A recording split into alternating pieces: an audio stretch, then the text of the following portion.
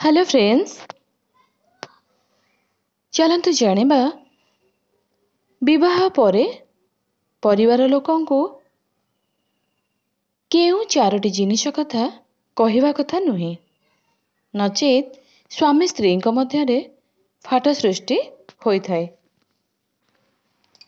ନିଜ ପରିବାର ଲୋକଙ୍କ ସହିତ ସବୁ କଥା ସେୟାର କରିବା ଉଚିତ ଅଟେ, କିନ୍ତୁ ବିବାହ ପରେ ପରିବାର ଲୋକଙ୍କ ସହିତ ସବୁ କଥାବାର୍ତ୍ତା ସେୟାର କରିବା ଅନୁଚିତ।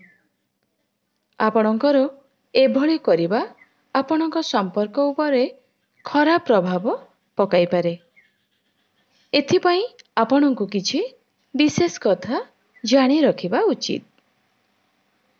ପ୍ରତ୍ୟେକ ଲୋକେ ନିଜ ପରିବାର ଲୋକଙ୍କ ସହିତ ସବୁକିଛି କଥା ସେୟାର କରିଥାନ୍ତି, କିନ୍ତୁ ବିବାହ ପରେ ପୁଅ ହେଉ ଅବା ଝିଅ କେବେ ବି ପରିବାର ଲୋକଙ୍କ ସାମ୍ନାରେ ସବୁକିଛି ସେୟାର କରିବା ଉଚିତ ନୁହେଁ। ଖାସ୍ କରି ଝିଅମାନେ ବାପ ଘରୁ ଶାଶୁ ଘରକୁ ଯାଇଥାନ୍ତି, ତେଣୁ ସେମାନଙ୍କୁ ସେଠାରେ ତାଳମେଳ ରଖିବା ପାଇଁ ସମୟ ଲାଗିଥାଏ। ସେମାନଙ୍କର ଦେଖା ସାକ୍ଷାତ ଅନେକ ନୂଆ ଲୋକଙ୍କ ସହିତ ହୋଇଥାଏ।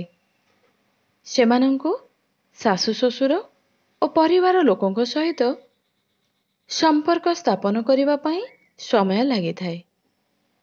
କିଛି ଝିଅମାନେ ନିଜ ବାପଘର କଥା ଶାଶୁଘର ଲୋକଙ୍କ ସହିତ ସେୟାର କରିଥାନ୍ତି, କିନ୍ତୁ ଏଭଳି କରିବା ଉଚିତ ନୁହେଁ, କାରଣ ଏଭଳି କରିବା ଦ୍ୱାରା ଆପଣଙ୍କର ସମ୍ପର୍କ ଖରାପ ହୋଇପାରେ। ପ୍ରତ୍ୟେକ କାର୍ଯ୍ୟ ମାଙ୍କୁ ପଚାରି କରିବା। ବିବାହ ପରେ କୌଣସି କାର୍ଯ୍ୟରେ ନିଜ ମାଙ୍କର ସାହାଯ୍ୟ ନିଅନ୍ତୁ, କିନ୍ତୁ ପ୍ରତ୍ୟେକ କାର୍ଯ୍ୟ କରିବା ପୂର୍ବରୁ ମାଙ୍କୁ ପଚାରି କରିବା ଭୁଲ ଅଟେ। ପରିବାର ଲୋକଙ୍କ ସହିତ କୌଣସି ଅଯଥା ବାର୍ତ୍ତାଳାପ କରନ୍ତୁ ନାହିଁ, ନଚେତ୍ ସମ୍ପର୍କରେ ତିକ୍ତତା ସୃଷ୍ଟି ହୋଇପାରେ। କିଛି କଠିନ ନିଷ୍ପତ୍ତି ନିଜ ହିସାବରେ ନିଅନ୍ତୁ। ପ୍ରତ୍ୟେକ ପିତାମାତା ଇଚ୍ଛା ରଖିଥାନ୍ତି କି ତାଙ୍କ ଝିଅ ଆରାମରେ ଶାଶୁଘରେ ରହୁ, କିନ୍ତୁ ଶାଶୁଘରେ ଏହାର ବିପରୀତ ପରିସ୍ଥିତି ସୃଷ୍ଟି ହୋଇଯାଇଥାଏ।